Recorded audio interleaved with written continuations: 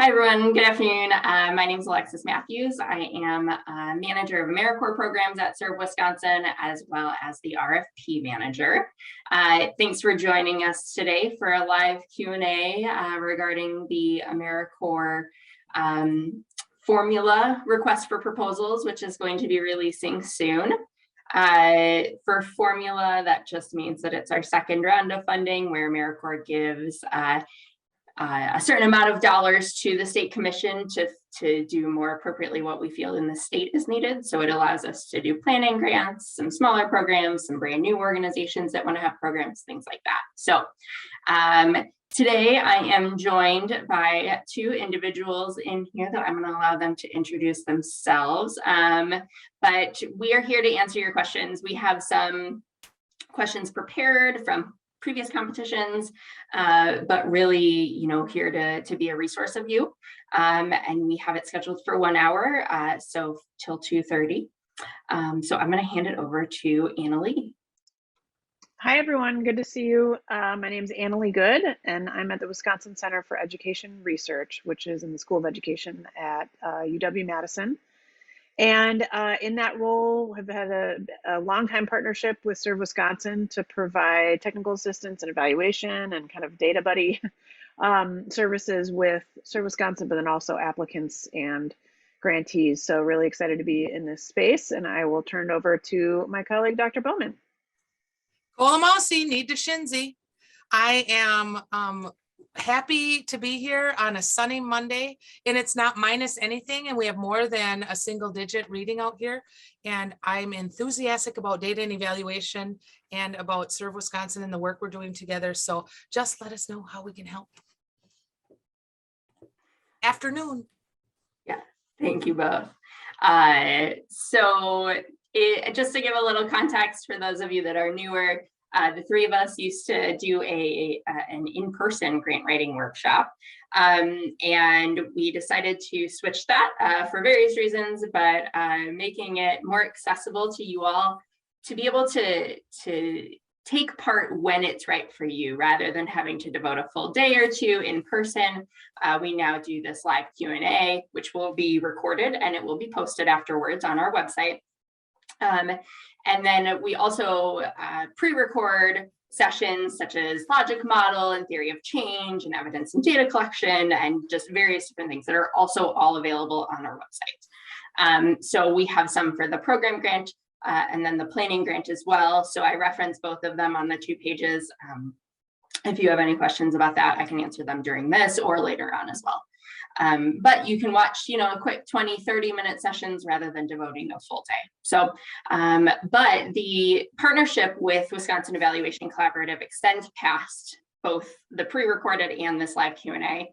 We also offer one-on-one technical assistance that Serve Wisconsin pays for organizations that are either current programs or interested in applying to be either a program or a planning grant, to have one-on-one assistance with Wisconsin Evaluation Collaborative. So it may be these two ladies, it may be others, but you will be able to ask them questions about, the application or evidence or evaluation or performance measures or data collection techniques, all of that on a one-on-one basis as well. So just know that all of these are amazing resources that we really encourage you to take advantage of.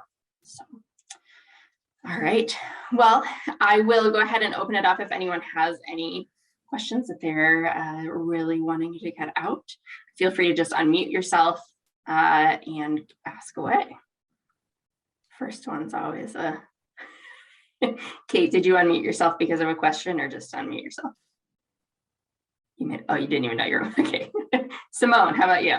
All right, I will venture a question that probably may not interest anyone else other than Megan and myself.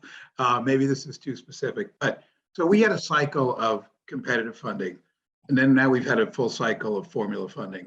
Mm-hmm. And with respect to preparing for potentially another round of competitive funding again, the evaluation component for under formula funding is less stringent, clearly, I think.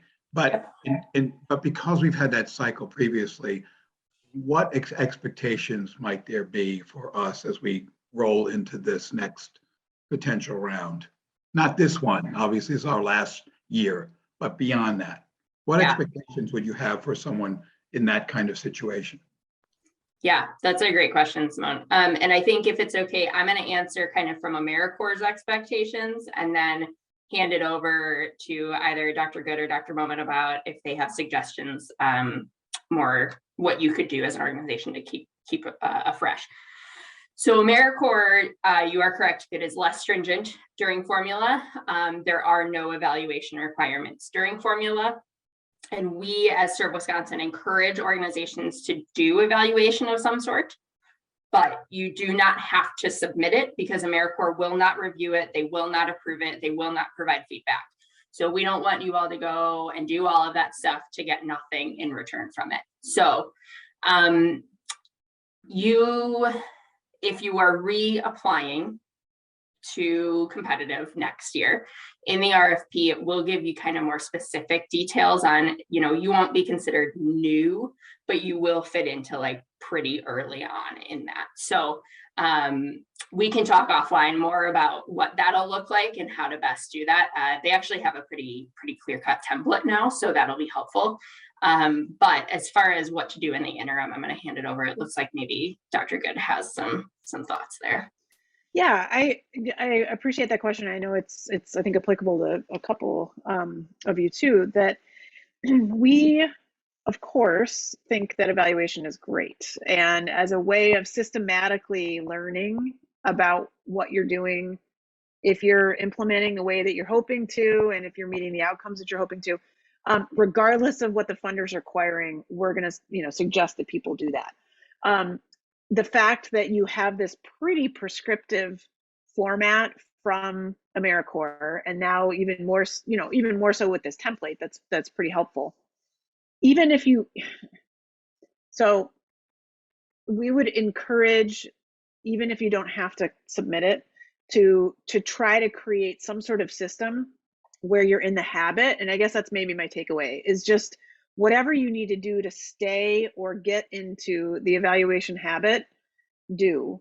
And if you anticipate staying a part of the AmeriCorps funded family, then like it kind of makes sense to make sure that you're in a habit that aligns with what they're going to expect.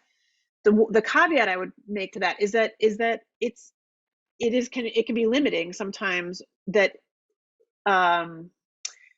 what it's asking for or what it isn't asking for in your evaluation process. So I guess I would say don't limit your imagination around what your evaluation process should be like by what AmeriCorps is asking you to do. If that makes, I don't know if that makes sense. That of course it makes sense to align what you're doing to it, but don't limit yourself to it. Yeah, I appreciate that. And I think what we've done is we've built a data collection methodology and system, in fact, to gather the information that's relevant, that we think is relevant and would be useful to create an evaluation, an assessment tool and an assessment strategy. However, it doesn't go as far as, doing a full-on impact evaluation, for example, right? We're not going that far. We're not looking for a control group. We don't need to do that. We don't have to do that. And to some extent, then, that's enough. That's probably a step too far for us. But hearing what you're talking about, I think we're still in a reason. I mean, at this point, in a follow-on and in a competitive pool, we would do that obviously as required. But I think hearing what you're saying, we're probably in a better place than maybe I guessed. So, yeah, and I think that your point about a lot of it is making sure you have data collection systems that support the various needs that you might end up having relative to evaluation. So it sounds like that's like you're being thoughtful about that and making sure that the again, the data collection systems and habits that you have will meet those needs when and if you need that. And the other thing I was going to mention is I would say most AmeriCorps funded programs in Wisconsin aren't going to ever get to that level of complexity with evaluation of the impact study, because it requires a lot of resources. It requires a particular methodology that like many don't have access to. I think sometimes what is missing from what AmeriCorps requires is the qualitative. There's no qualitative performance measures, right? It's all quantitative, understandably, like that makes sense.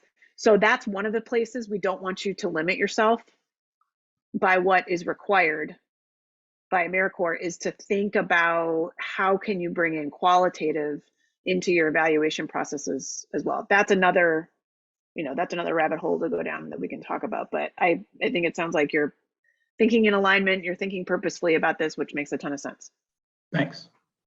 The other thing that I would add to that is I know that Serve Wisconsin had a technical assistance form and ways that we can support technical assistance generally or technical assistance around evaluation to potential applicants as well as grantees. Am I right on that, Alexis? Mhm.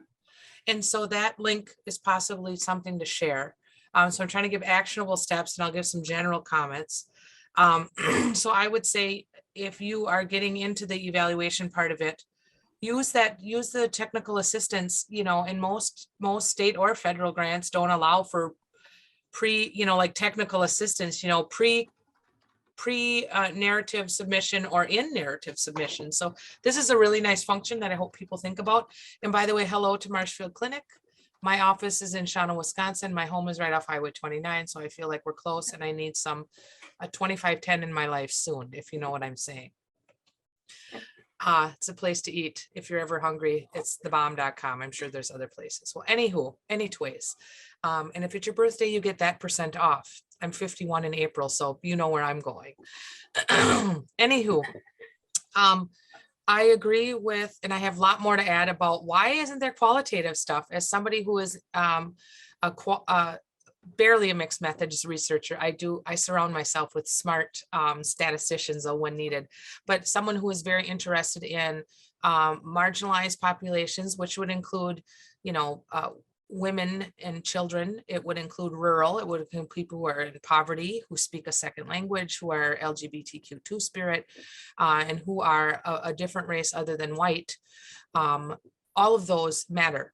And I think CNCS, especially for our rural and urban populations, is important. And I, as a rural and reservation gal, Stockbridge Muncie tribe, I really like the fact that CNCS sort of helps us in the isolation we have as rural folks. We don't have a lot of resources here. When you're in an urban area, you may be able to run to UW Milwaukee or wherever to sort of get some help, or grassroots nonprofit organizations. So this is a good function to use. That being said, Anna Lee gave good context on what %, like if we had to lay out on that, that continuation, the evidence continuation scale, which by the way, I made a Lenape one in case you ever want to see it.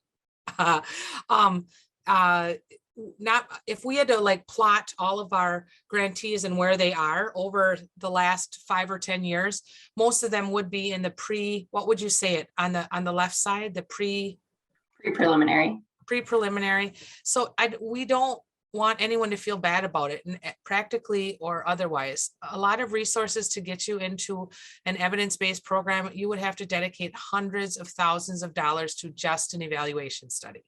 And it would have to be probably an external evaluator doing it, because the evaluation world doesn't see you as objective if you're evaluating your own programming. So anyways, that being said, I think that was a really good comment, because a lot of times what we hear from whether awarded grantees or applicants is that they feel like people feel upset about it. You know what I'm saying? Like they feel bad, and you shouldn't feel bad. It's a very high bar, and you would probably need if you have a research or evaluation team, that can just focus on that and not programming or outreach or the things you're doing, that's a possibility. But then I will send you back to the technical assistance link, and ask us specifically about that. And if you have, the only other thing I will add is in the system where you report, please tell me the name of the system again. Forgive me for forgetting. I don't do in-system reports for CNCS. E-grants? Yes. Encore? So once you look at your performance metrics, did they give us a new 2022 performance metrics book? The one that I love. Oh, They good. did, but not much change. Oh, not much change, but could you send us the link? I'm a nerd. I like evaluation. I'm like, what's in here? Don't kill yourself and pick a bunch, because you literally are not required to have 10 of them. You can pick one, right?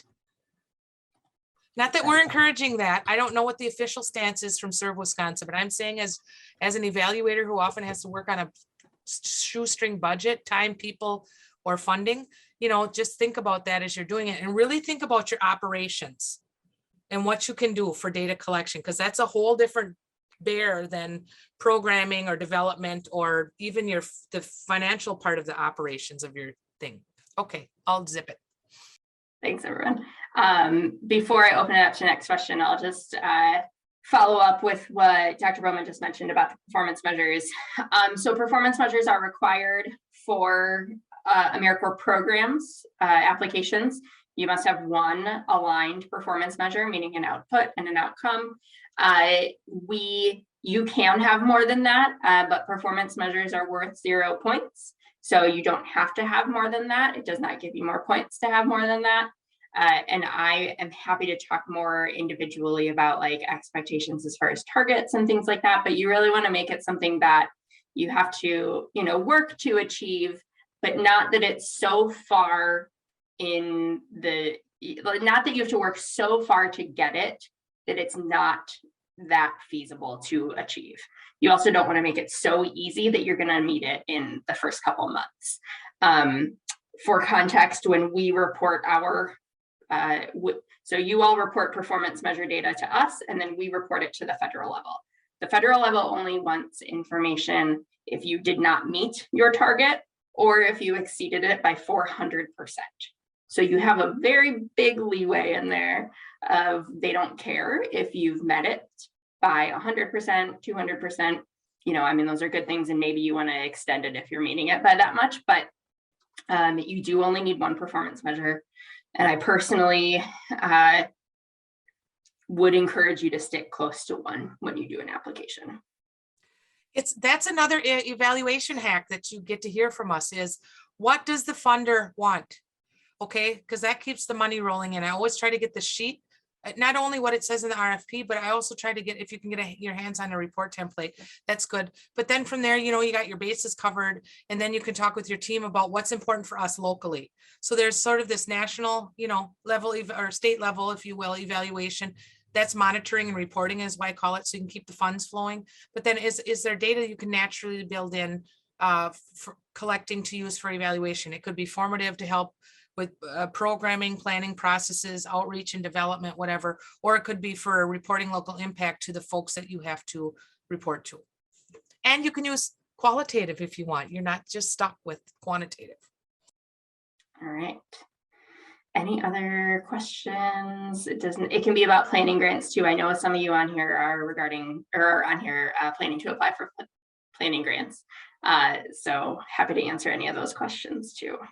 I have a quick question. So just so everybody kind of understands where this question is coming from, we are currently in a planning grant. So we're planning the Green Bay Conservation Corps, and that's going to be through the city of Green Bay. So it's a municipality-based program. And my question and some questions that my coworkers have had regard the budget. So when we're putting together a budget, since we are going to be pulling money from a city budget, none of the money that we are going to be saying will be technically secured at the time. And just we are wondering if we should refer to that in the narrative or if that's going to affect our application. That is a great question. And you do not need to refer to that in the narrative. The AmeriCorps and Serve Wisconsin both do not care if it is secured or proposed. It just needs to be mentioned in the budget. The source of funds, the very final section, it just needs to say secured there, but that's secured or proposed there, but that's the only place that you need to reference that. You don't get additional consideration if it's proposed or if it's secured versus proposed. So good question. I have a question that feels really specific to us. So that's okay. That's what we're here for. So we are applying for our third year right now. Annalee is actually helping us with some other colleagues to kind of reimagine, in theory, not for next year, but the following program year. But our ideas are so good that we want to start them next year, but we're not going to have that all finalized in time to confirm our performance measures by this deadline or to be determined deadline. Can you remind me what the options are for changing your performance measures midstream? And we wouldn't be actually changing what the PMs are, we'd be changing how we define served.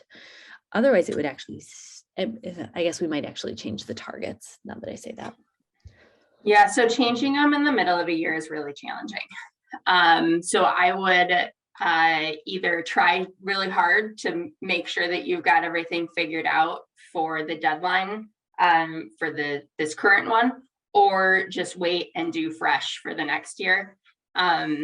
You can change it if you don't have everything finalized for this upcoming deadline, then maybe do it in a way that leaves things a bit more open. Like you can change your target at least. So, you know, if the way you're measuring it right now isn't working out super great and you want to lessen it a little to allow for that flexibility, you could do that. And then in your recompete round, totally change everything. But changing it in the middle is, even in formula, is very cumbersome and involves a lot of e-grants things. That's good to know. Thank you. And I haven't seen the date published yet, right? No. It is not officially out. No, it's not officially out. My goal is to get it out by Friday end of day. But Friday end of day is my goal. We're having some trouble, just to be completely transparent, with e-grants not potentially being available for me to open. So it may be a Word document that everyone's going to be submitting at first. That's so fine. there's just that. So Friday end of day, potentially Monday. I don't know that it's going to make a difference for that, but we've been in communication. It's because of the formula American Rescue Plan funding amendment that's still open, that's preventing us from opening a continuation on the prime. So Okay. they're really nitty gritty, but just be prepared that you may not be submitting everything in e-grants right away. And there's usually about a month between release. Yes. And that. It's going to be closer to 6 weeks this time. Okay. Thank you. Yeah. I'll just jump on that. Yeah, so we will be releasing it, and then it'll be just about 6 weeks that you'll have to write the applications. So they'll be due towards the end of March. Wow, I'm really off on months and everything and years and everything that's happening right now. So we do towards the end of March. The first thing that will be due, though, is that required notification of intent to apply. So regardless of if you are a new program, a planning grant, a continuation, whatever, if you did not submit it during the competitive round, Marshfield, I think you're good because you would have submitted it then. Kelly probably also, but you'll want to complete the notification of intent to apply very quickly. It is due March 7th is my date for that to be due, but please just do it beforehand if you know that you're going to be applying. It is a mandatory step in order to submit an application. Yeah, and then the applications themselves will be due a few weeks after that. Alexis, you know, I'm brand new to all of this, so I'm kind of overwhelmed by all of it, but the notification of intent, you said it's due the 7th of March. When is that live, or when should I do that? That will be released once I release the RFP. Okay. So it'll be, our website currently doesn't have a whole lot of dates on it, but there will be a section of our website that says important dates and actions required, and it'll be on there. And then it'll also be in the RFP itself, like on the first page, it has like mandatory step, complete this. So it'll be in a few different places, but it's a SurveyMonkey link. So okay, got it. You know, let's see. I can do a couple that have come up from competitive, I'm sorry, that may be applicable to this as well. So if you have been around for the last year, you have been aware that there were American Rescue Plan dollars that allowed for match replacement, and that there had also been a match waiver in place. The match waiver is no longer around for 2022, 2023, and beyond, as far as we are aware. We have been told it's not happening. But there is still the opportunity for cash match replacement, and there will be instruction for that in the RFP. All you'll do, it's very simple, but in the actual there's a section at the very end, and I don't want to say which one it is quite yet because I don't know for sure for formula which one I'm putting in it, but it's just going to say match replacement request and then the amount, and that's it.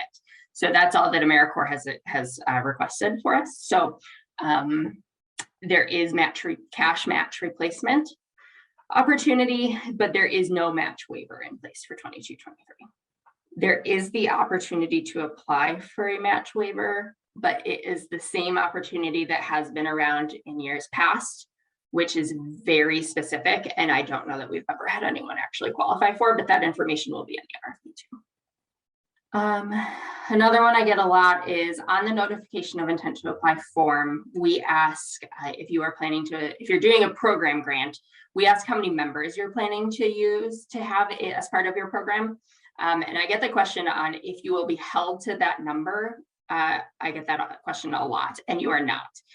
Whatever you put in that notification of intent to apply, you are not held to that when you actually submit an application. It's just for us to get an idea. So don't be stressing about that too much.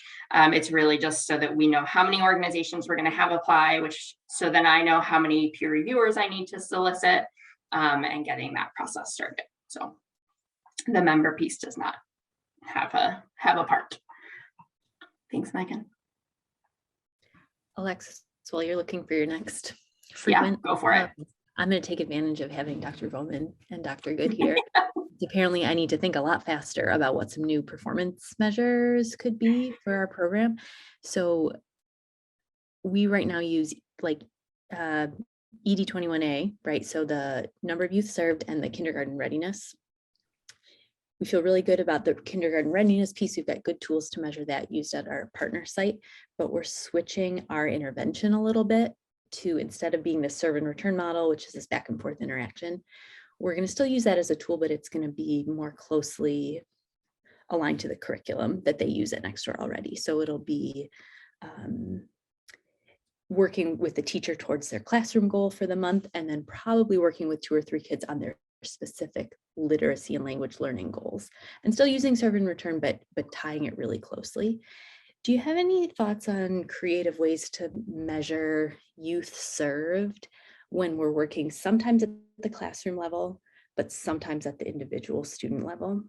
Should I just pick one? Should I just, for our performance measures, just look at youth served in that individual one-on-one learning goals, or try and somehow incorporate both? Any advice? As you know, I think this is a super important question, an interesting question, and not unique to, I think it's a common challenge when members or tutors or whatever are trying to be responsive to the context that they're in, because it's not ever, especially in classrooms, it's not ever super prescribed, it's always, this kid is always going to need that. And so part of what makes classrooms want you there is because you're responsive and, and providing what is needed. I am curious on, Alexis, what your read is on how consistent, towards Kelly's question about does it always have to be, well, how many kids were in the classroom where this member was serving as served versus direct, interaction with. And I think, before getting your reflection on that, thinking back to the logic model, think back to the logic model of what it is you're saying you're bringing. Is the presence of another adult in the room part of the, I'm going to use intervention, even though I don't love that word sometimes, is having just another adult in that space part of the intervention? Because, any of us who have been in space with youth know that that is helpful. That is valuable. And having a trained adult in the space. So take credit for that. That is probably bringing value to that space. Is it as intense of a interaction or as intense of an intervention as what your model is probably saying you need to do in order to meet these different outcomes? No. which is why, Alexis, I'm interested in your reflection on like, can you kind of have different tiers of, and that the performance measure hits the lowest amount of interaction, but you're still tracking some of those higher ones, but it's not for the performance measure. That is exactly what I would recommend doing the most basic for the AmeriCorps performance measure. And you could really, if you wanted to have two different two outcomes, you could do that too, like one for individual, one for, but you don't have to. So I would make it as base level. To give a more tangible example, when I was at Easter Seals, we had two different camps. One was one-on-one, one was small group. Each camper counted as an individual camper served. It did not matter if they were part of the group of 5 that had one AmeriCorps member or 2 AmeriCorps members, or if they were part of the one-on-one. So I would count all of them as individual. I would not try to, if you start doing it as like a classroom, then it matters on like how many are in that classroom and what is the minimum for that, things like that. So I would do it individually all together. Okay. So right now we're tracking how many minutes we're spending with each kid, which is bonkers, but this could be more like, you know, because the kids aren't always there all day. Mm-hmm. So fellows shift might not align with all 8 kids in every classroom, but as long as they interact with a fellow consistently across a year, we could probably count them as meeting the intervention. Yeah. Okay. Yeah. Yeah, and just to, you know, reiterate that performance measures are a part of an overall evaluation. I know, Kelly, we've talked about this, so like, you know, this isn't new, but I just want to say it out loud that measuring it for performance measure doesn't mean that then you're not also looking at those other different levels, because I know from, you know, talking with you, like that's of interest is, okay, well, how much of that intense interaction is important versus to us meeting our outcomes versus just, you know, that more kind of universal interaction. So does that make sense? Like, is that making sense, a distinction between like what you're measuring for performance measures versus like what you also might evaluate? Yeah, and would you suggest putting just what performance measure evaluation is happening in an evaluation plan, or would you include your whole evaluation plan? Well, and again, Alexis, I'd defer to you on the AmeriCorps response to that question. I think, you know, organizations having an overall evaluation plan, a portion of which meets the needs of your AmeriCorps funding. I would be interested in knowing all of that, like, you know, because it impacts, well, if you're finding that you're really only meeting outcomes with kids that you're having this level of intensity with, then that changes, you know, that informs your program design. Yeah. Of course, so I'm interested in all of that, but from like, I think towards what Alexis has said in the past too, is for AmeriCorps purposes, like less is better in a way, but Alexis, you defer to you on that one. Yeah. And you know, I almost feel like it's changed since this evaluation plan template has come up. So Kelly, I would actually recommend taking a look at that and, you know, kind of creating what you plan to submit around that. So, because I see that you had an evaluation plan for the first 3 years in your previous application in where it used to be required, but now it's like so specific on what they're asking for that I would look at that. And then kind of create it based upon that. But I would not make things more difficult than it needs to be, because you have a lot of requirements. Yeah. So, yeah. So that is, it's currently on, I can just send it to you, but it's currently on our website as attachment L. It will go away when I release formula though, because we won't be requiring it. Oh, okay. I think I have it downloaded, so we're good. Okay. Will other things go away that are on the website? Well, evaluations just aren't required for formula, so I'm not going to put that up there to confuse. The rest of it will stay the same. it may change like the order, and some of it may change. I'm likely updating the peer review process a little, but for the most part, everything else will stay the same. And the template would still be available on like the AmeriCorps site. Oh, sure. Just Yes. not enough. Yeah. Yep. Yep. Thank you, everyone. Yeah. Anyone else have any other questions? Mary, I'm glad to see you on here. Yep, I'm glad to be here. Good. Feeling overwhelmed, but I Yeah. think it will be okay. Planning grants are not nearly as intensive, and that's why you're doing a planning grant. That's why we recommend a planning grant, is to then be able to practice and get ready for all this stuff. Kelly, actually, For sure. if you wouldn't mind, are you okay sharing just a brief synopsis of why you did a planning grant and if you found it helpful? Oh, yeah. I look back, I was just, in fact, the other day digging through some old things from my first year. I was so confused. Like, it blows my mind how confused I was. And it's not that, I mean, it is always hard. All of the AmeriCorps stuff is always hard, but it does take just a long time to sift through it. And yeah, we couldn't have done it without a planning grant. We absolutely couldn't have done it in terms of partnership building for sure, but also in terms of like creating internal processes to get things rolling and to allow me to have the time to like really dig into it. Mostly our planning grant bought out my time so we could hire somebody to do part of my job while I worked on this. Yeah, we couldn't have done it otherwise. And if you are doing a planning grant, my best advice would be to hire a consultant sooner rather than later. We waited till the end to bring in an expert. And if we had brought somebody in from the beginning, it would have, we would have gotten a lot further, I think. That's great, Kelly. Thank you for that advice. Yeah. And give me a call if you want. I just Thank remember you.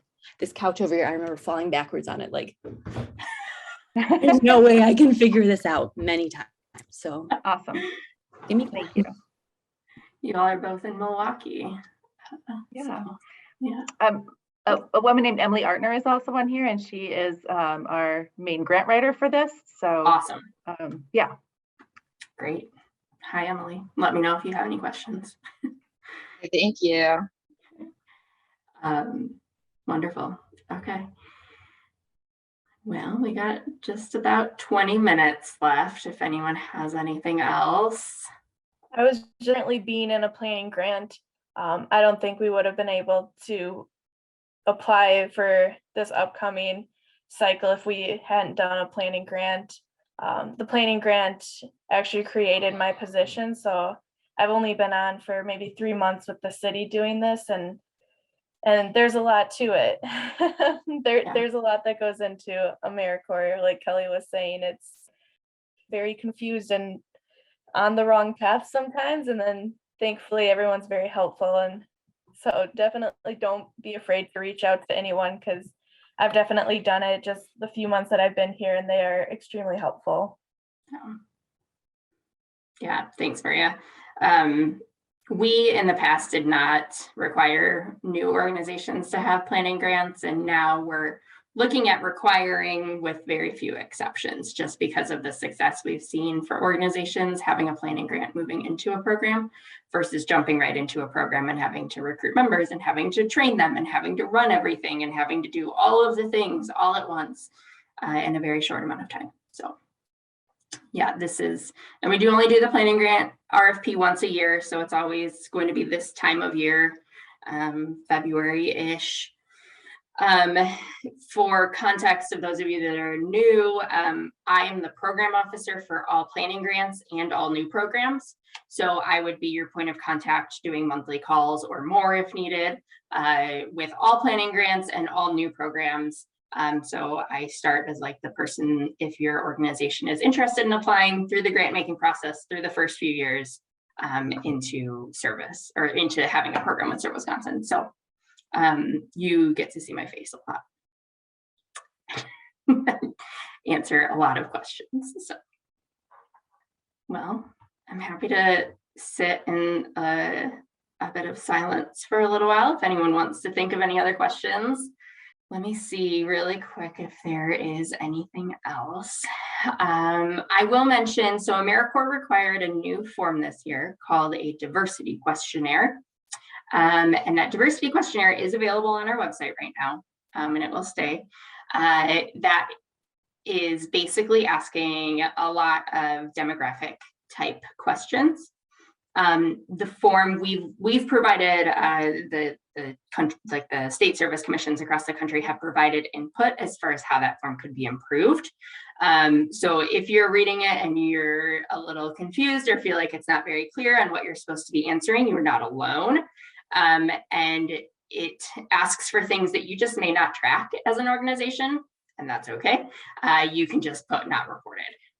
There is, it is better to put that than try and make up a number, basically. And we have many organizations that put not reported for things. So I don't feel like you'd be the only one. But that is a new form to us. So I don't have much other than what I'm explaining now is like, complete it as best as you feel it fits for your organization or for your your university or for your state agency or for your city or whatever it may be. Complete that in the best way in the way that feels best for you, and then just be consistent. So if it asks about like LGBTQIA or disability statistics, demographics, just complete it the same for each one, whether you're doing it for your program and those that your program interacts with, or if you're doing it for like, Kelly, your full department. If you're doing for your full department, then do it for your full department for all of them. So we're hoping that form gets improved for future years with more clarity. But as of right now, there's just not a whole lot of description that comes along with it. And that's definitely something that, if you want to fill out the little intake form for the one-to-one tech assistance, that's something that we can help kind of think through what that would look like to start collecting the type of data that would allow you to respond to those types of questions. Yeah. Awesome. Okay. Well, thank you everyone for joining. And this will be, it's going to be, the recording will be posted on the website. I am going to wait until it is done like downloading, and then transition it into a YouTube link and then post it. So it may be a couple days, but it will be up there within the next few days. So please, if you have any other questions, I plan on, like I mentioned, releasing it Friday.